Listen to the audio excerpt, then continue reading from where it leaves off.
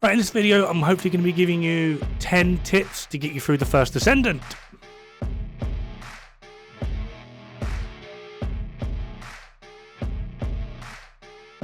Alright, first things first, this list of tips are just things that I have found. They might not necessarily be beneficial for you, but hopefully they will be. Secondly, I'm not massively into the end game yet. However, these are things that have helped me progress at a steady pace without completely bum rushing the entire game and actually feeling like I'm achieving something while I am progressing, as well as actually having some serious fun within the game with either solo or with friends. So the first thing that I actually want to go over is the mastery system, and honestly, this is probably where you should be putting a fair amount of your priorities. Now, to find your mastery system on your character screen, just below that you should see mastery rank. As you can see, I'm mastery rank 14, and you can see the benefits that I've got at mastery rank 14 here. Now, depending on how far you've got, you might want to go back to the beginning, but you can see that every time you go up in mastery, you get benefits such as an increasing capacity for your Descendant module, or your increasing capacity in your weapon, equipment inventory, storage slots, consumable inventories, as well as shape stabilizers. The main things that I would really argue are going to be of benefit here are going to be the Descendant and weapon module capacities, as well as the overall inventory space. Stopping every 2 seconds just to empty your inventory kind of does get a bit annoying. However, the real benefit is quite simply the overall capacity. Now, you only need to actually get to mastery rank 20 to hit the cap. As you can see here, mastery rank 20. This gets you 50 plus 50 capacity on both weapon as well as your character, which again, as you can see at mastery 30, it doesn't change. Why is this beneficial? Well, rather than putting one of these items in to get plus 20, getting mastery up is going to work across the board for all characters, across all weapons, rather than having to farm like crazy to get an item that is going to give you plus 20. It is massively more beneficial to go for things like mastery over hitting that ridiculous resource grind to get items that are actually going to be singular in their function, whether that be for a character or for a weapon. Now, the next one is going to be looking at weapon base stats. Now, annoyingly, this does involve a bit of reading. I know we're all gamers, none of us like reading. However, this is actually something that's going to be of benefit. Now, for those that know me, you know that I've been playing a lot of Division, and basically when it comes to that game, we have two styles of DPS builds, crit or headshot. This game will dictate to you whether you want to go crit or headshot, well, weak point realistically, depending on what weapon you're using. And the reason for this is some weapons will only come with something like 1% crit chance, but will have a ×2 weak point multiplier.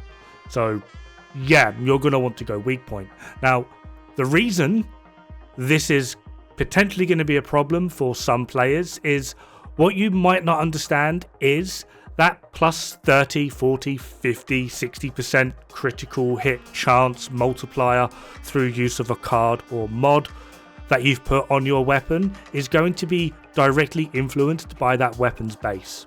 And what I mean by this is, even if you have 100% critical hit chance as a multiplier and you put that on a weapon that has a base 1% critical hit chance, congratulations, your new modified critical hit chance is now 2%. It's not worth it. You need to look at your weapon. Now, to view the weapon and its mods, you just click on the little tab to the right hand side of the weapon and you should be presented with this lovely little screen or something similar, potentially higher, potentially lower. And this will give you the weapon's overall stats when it's fully modded with its applied values. Now, with applied values, don't take this to mean, as you can see here, it says firearm critical hit rate, 44.5%. That doesn't mean I have 44.5% critical hit chance. That's the amount that I have bolstered my critical hit chance. To see my actual critical hit chance, I have to press tab, which now gives me about just under 30% critical hit chance. To see the base values, let's put it to setting 2, and this will show you essentially what you have with nothing in. Now, the general gist of when building weapons in this game is you want to take the highest values that this weapon can offer, or whatever weapon it is you have equipped, and mod to increase those values. That is quite simply it. I would genuinely argue you want to do about 7 cards to bolster the weapon in terms of damage, and you want to use about 3 cards to get utility out of the weapon. Better reload, better accuracy, better whatever you want, realistically. For something like Thundercage, I actually like having a slightly larger magazine, so that's something that I have spec'd into. Now, there are dual mods that can help bolster, but they also don't scale quite the same when building up. Something like Weak Point Insight will give me higher weak point, but the critical hit chance it comes with will only stay at 1.5. So this is also, again, a conscious choice you need to make when actually increasing your build to help bolster the individual values. Now, modding might seem pretty simple in this game, and at face value it is. If you want to kind of just cheese the system for just like the first few areas, you can just do the auto mod. It isn't particularly bright with it, but it will get you through the first like 2, maybe sometimes maybe even 3 areas, as well as potentially also give you a little bit of insight as to what each individual thing does.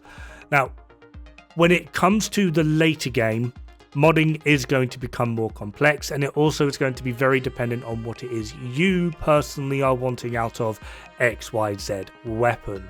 That being said though, the main things that you really want to just peak on is understanding what your weapon is at base theoretically designed to do. Is it a crit weapon? Then you want to go for firearm attack, crit chance, crit damage.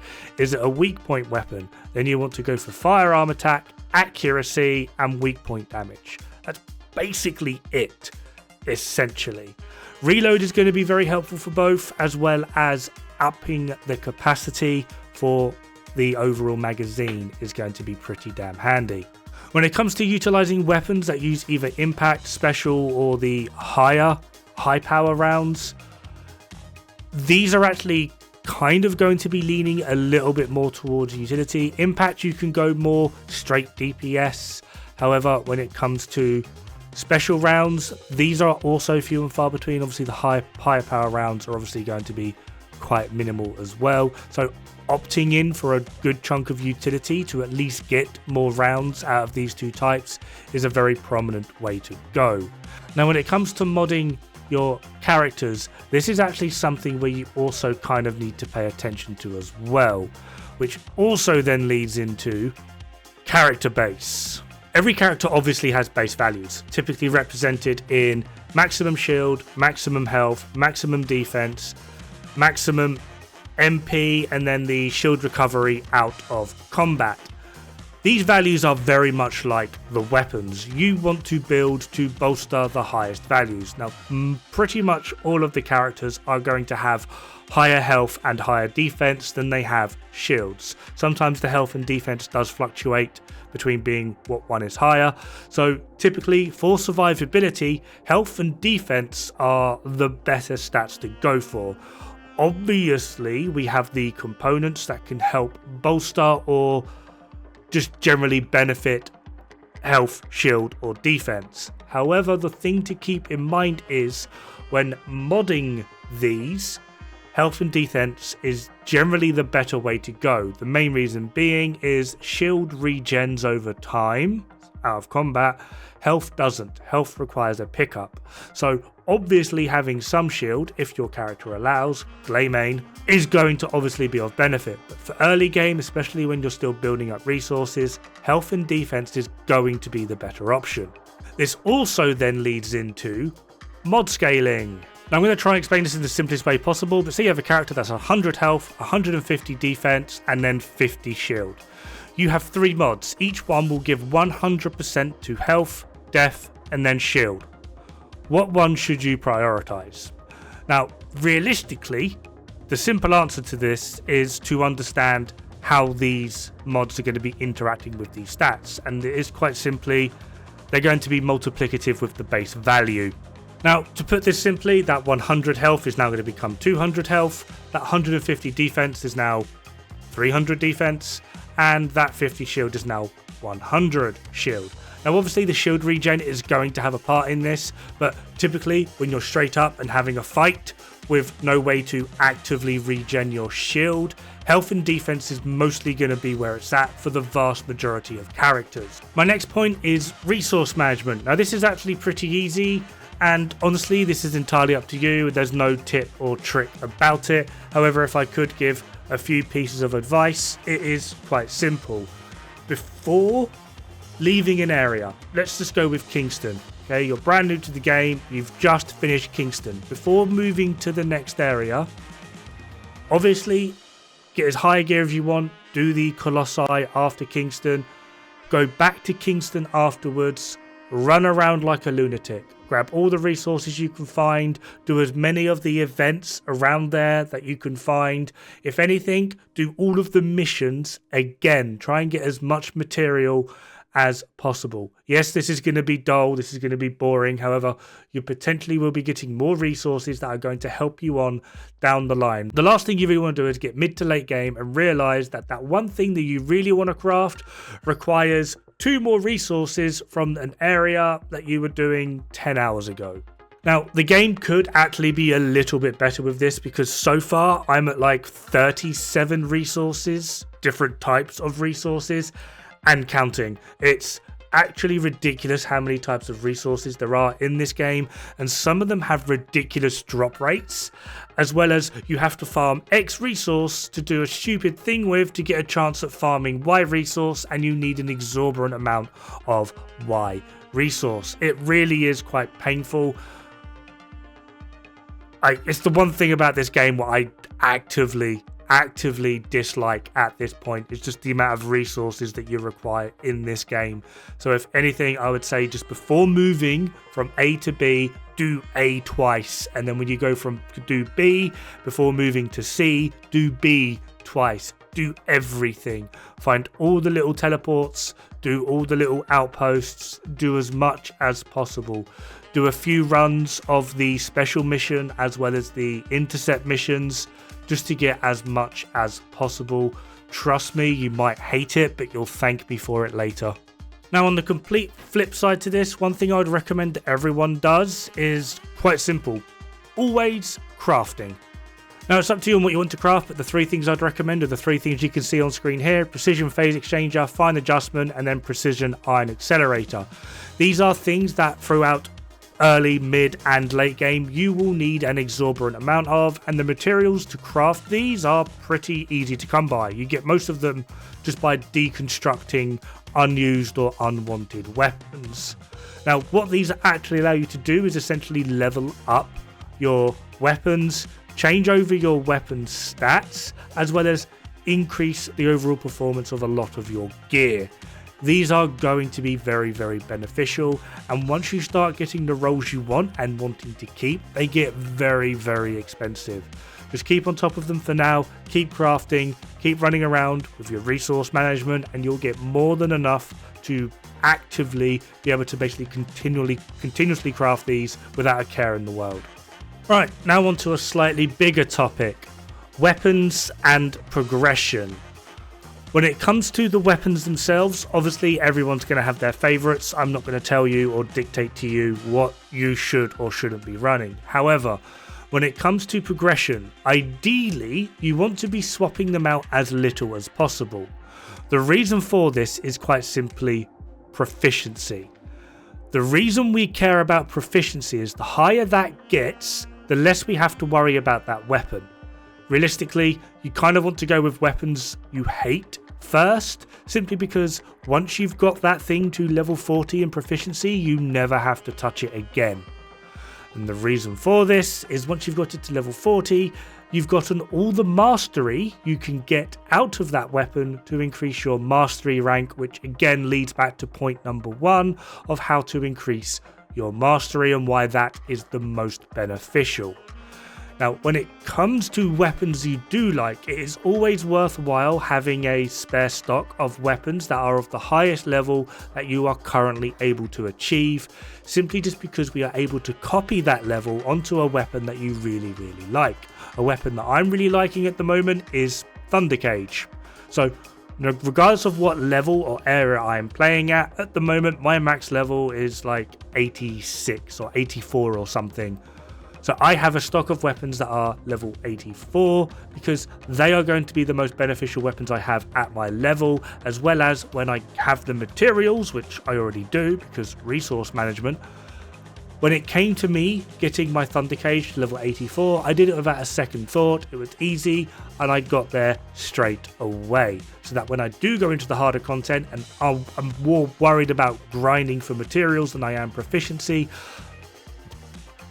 I have the weapon and the builds that I like to use, that I'm most comfortable with, good to go at the current level that I am at.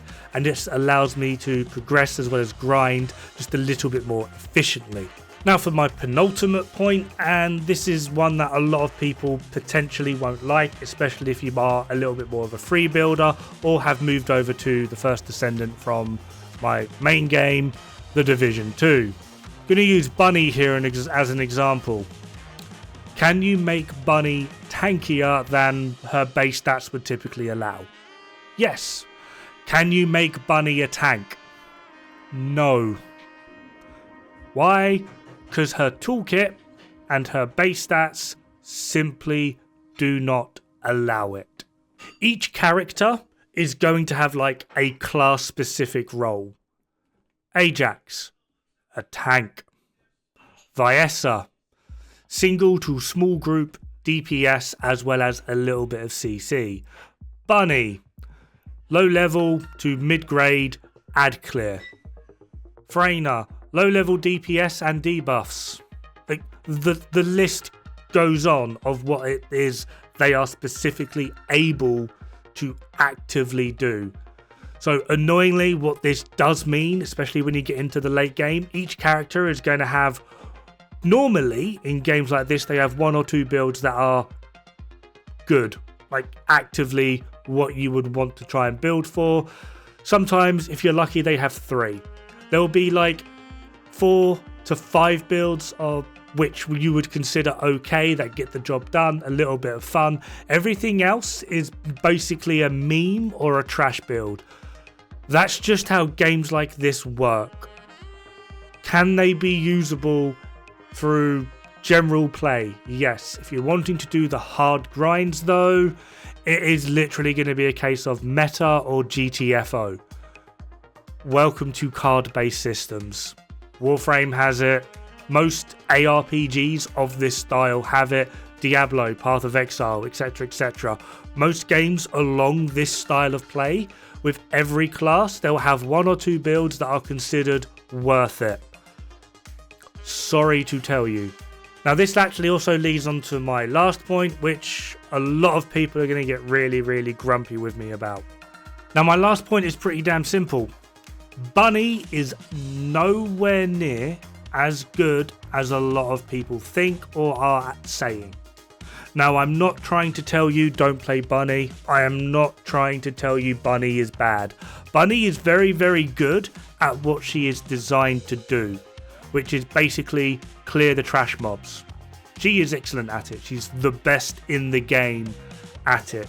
However, that being said, at the point where I am at, where my friend Toasty is at, if we are farming special missions or whatever it is they're called, the defenses, etc, etc, and we push more than like 14 waves and enemies start coming in with affixes where they, I don't know, have increased health or hit harder or have a shield or can turn off your abilities or drain your mana, every time we've got a bunny in a group, we actively fail because they consume all of the revives. All of them. One bunny will do that, and the reason being is the moment the enemies start to get a little bit tough, where Bunny's ad clear stops working, Bunny is, you can't even call her dead weight, she's just dead. This is also something that I personally have experienced throughout the vast majority of the betas, since you typically get Bunny very quick, very early, and for very little farming / grinding. Everyone at this point has a damn Bunny.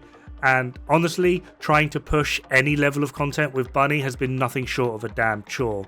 Now the reason for this is quite simple. Once you start actually pushing content, not only do you need to be able to deal damage, which Bunny can do, you also need to be able to take a hit, which Bunny can't really do. She is actively the squishiest character in the game. Even with that Transcendent mod that allows her to basically just infinitely regen shield, she is still very damn squishy.